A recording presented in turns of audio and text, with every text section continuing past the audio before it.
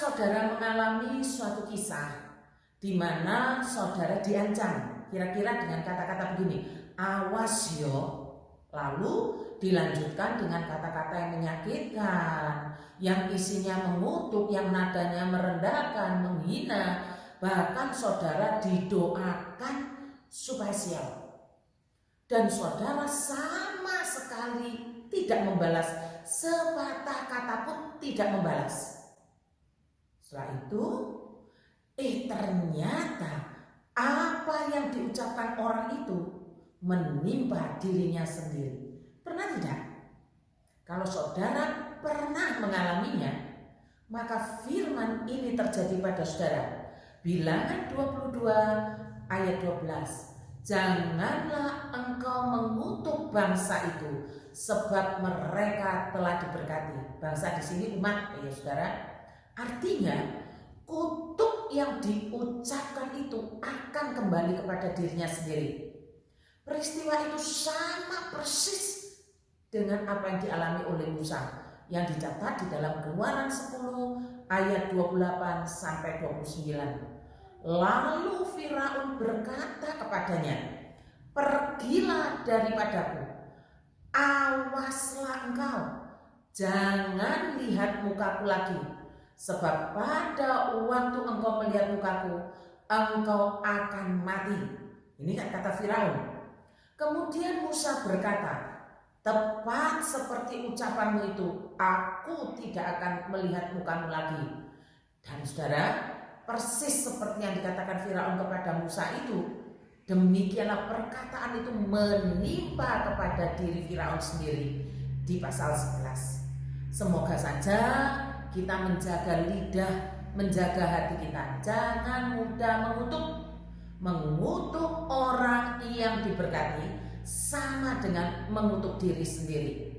Kita dipanggil untuk memberkati, kita tidak dipanggil untuk mengutuk.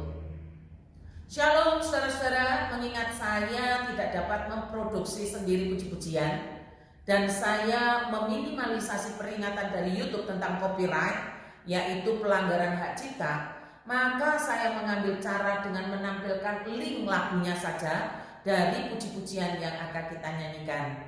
Semoga saudara memahami keadaan ini.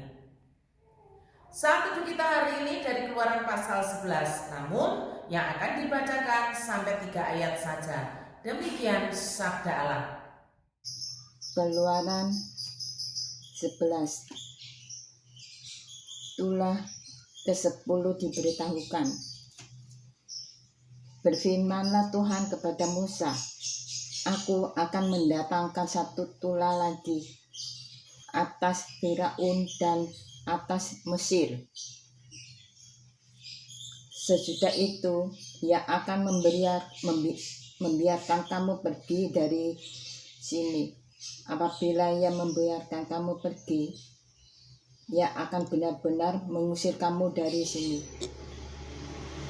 Yang kedua, baiklah, katakan kepada bangsa itu, supaya setiap laki-laki meminta barang-barang emas dan perak kepada tetangganya, dan setiap perempuan kepada tetangganya pula. Yang ketiga, lalu Tuhan membuat orang Mesir bermurah hati, berharap terhadap bangsa itu.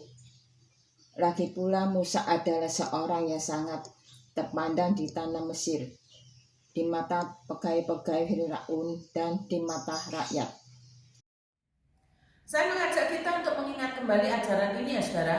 Siapa yang mengutuk orang yang diberkati Allah, yang menjadi milik Allah, maka kutuk itu akan kembali kepada dirinya sendiri. Contohnya Firaun di pasal 11. Bukan hanya Firaun seorang yang akhirnya mati, tetapi semua anak sulung manusia dan hewan di Mesir mati semua di dalam tulah yang Tuhan berikan. Mengapa bisa demikian? Jawabannya karena Tuhan membuat perbedaan antara umatnya, antara miliknya dengan yang bukan miliknya. Tapi ingat loh ya, Tuhan yang membuat perbedaan itu bukan kita. Tuhan tidak pernah memerintahkan kita untuk membuat perbedaan. Kewenangan untuk membuat perbedaan antara umat dan yang bukan umat hanya Tuhan saja, sebab Tuhanlah pemiliknya. Ayat 7, supaya kamu mengetahui bahwa Tuhan membuat perbedaan antara orang Mesir dan orang Israel. Apa saja perbedaan yang dibuat Tuhan? Yang pertama, saudara, dikatakan begini, Tuhan membuat orang Mesir bermurah hati kepada bangsa itu. Bangsa di sini umat Allah, ya. Dan memang benar, saudara, orang Mesir bermurah hati, memberikan emas, memberikan perak yang sangat banyak kepada umat Allah. Tetapi murah hatinya itu tidak dapat membatalkan tulah yang Tuhan berikan, tulah anak sulung di Mesir. Beda sekali dengan ajaran Tuhan Yesus yang berkata demikian. Lukas 6 ayat 36. Hendaklah kamu murah hati, sama seperti Bapamu adalah murah hati. Artinya, milik Kristus harus murah hati karena sudah menerima kemurahan Allah. Dan murah hati di sini terus menerus sebab bersumber pada kemurahan hati Allah. Lalu yang kedua, saudara, Tuhan mengatakan begini, pada waktu tengah malam aku akan berjalan dari tengah-tengah Mesir. Bagi umat Allah, kehadiran Allah di tengah-tengah umat adalah berkat. Sehingga umat harus hidup kudus. Itu artinya, bagi yang bukan umat, seperti Mesir pada zaman itu, kehadiran Allah adalah bencana yang membawa kematian. Allah benar-benar membuat perbedaan antara umat dan yang bukan. Kita hanya menikmatinya saja. Kita tidak diperintahkan untuk membuat perbedaan. Lalu yang ketiga, saudara, soal keras hati. Dikatakan dengan jelas Tuhan mengeraskan hati Firaun, sehingga 10 tulah yang diberikan, yang telah ditimpakan, tidak membuat Firaun mampu mengerti, mampu berubah, mampu bertobat. Tidak. Sampai Firaun mati. Nah, ini keras hatinya sampai di bawah mati. Keras hatinya sampai pada ajalnya. Itu yang bukan umat. Sementara untuk umat juga pernah mengalami keras hati. Tuhan memanggil di dalam Yesaya 11 ayat 19 sampai 20 demikian. Aku akan memberikan mereka hati yang lain dan roh yang baru di dalam batin mereka. Juga aku akan menjauhkan dari tubuh mereka hati yang keras. Ini umat, saudara.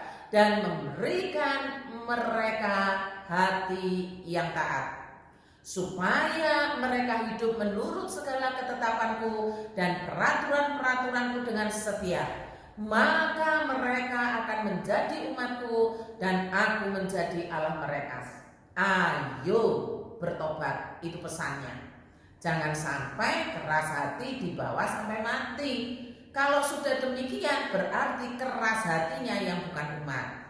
Ayo berbalik kepada Allah Sang Pencipta. Kita bisa saja keras hati, tapi Tuhan mau memberikan hati yang baru.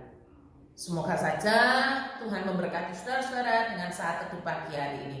Mari kita tunduk kepala, kita masuk di dalam doa.